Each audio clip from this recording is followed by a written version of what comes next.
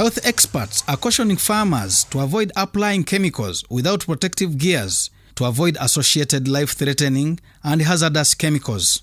They say most of the deaths that occur in developing countries are a result of negligence. The availability of these highly toxic pesticides in farmers' homes has also escalated the levels of suicide in communities. Our farmers are still spraying without use of protective gear. They don't protect the face. That means they breathe in the chemicals they are spraying.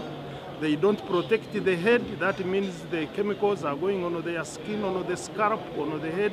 They don't protect their hands. Means the chemicals are getting, the hands are getting contaminated. And in some instances, they go and touch food. You can't see them with your own eyes, but it shows that all of us are getting exposed indirectly. No one is monitoring the food that is ending up on the markets. No one is monitoring all these kind of things. So that's why we say we come out to raise awareness. We do this research, we inform policymakers that we need these chemicals. We are using them in agriculture, but if they are not responsibly used, they are ending up in the food we are eating, they are ending up in the water we are consuming, and people themselves are getting direct exposure.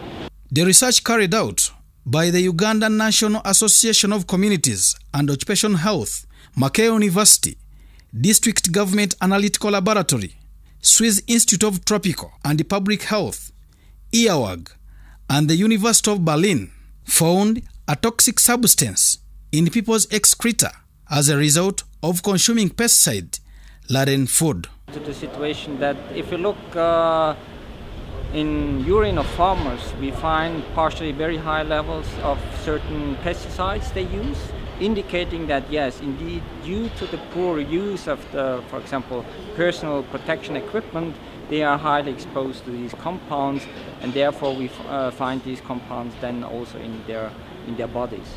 But we also see, at least in certain water bodies like fetch ponds, where farmers take water also for domestic purposes, partially high concentrations of some of the pesticides they use in their fields. It has come out clearly that the majority of the agro-input dealers, as well as farmers, are not necessarily aware of what they should do in terms of protecting the consumers of their crops or of their products. Therefore, this research is coming up with some sort of training, some sort of information that we can give to the agro-input dealers and the farmers in order to be aware of the effects of these pesticides.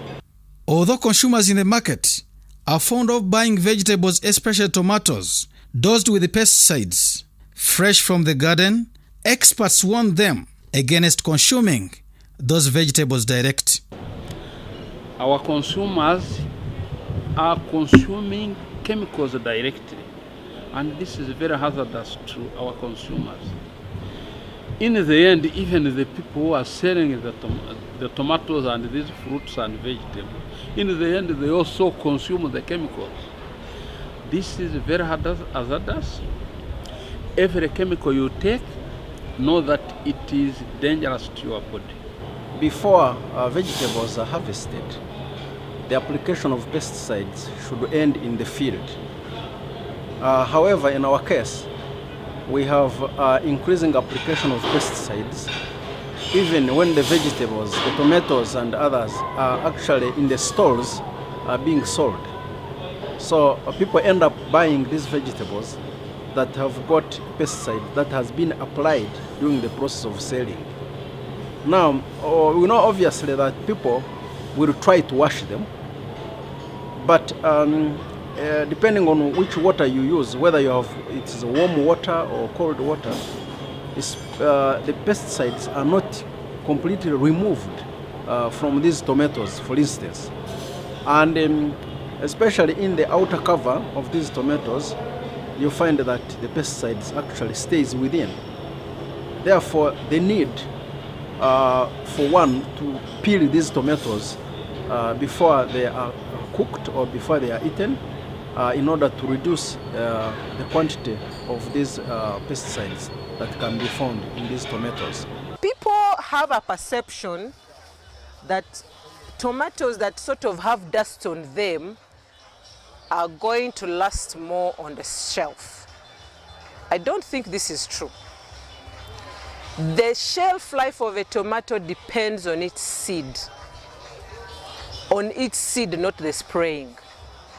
Now, the spraying is of controlling pests and diseases, not for shelf life.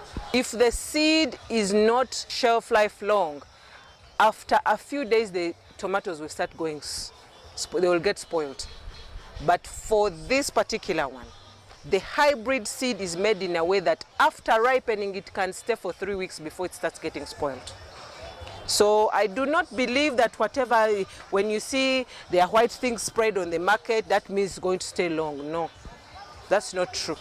Pesticide exposure is generally considered a risk for occupational health. However, the existing policy measures in the country do not address farmers and farm workers directly, which means that this group does not enjoy necessary protection from the pesticide exposure.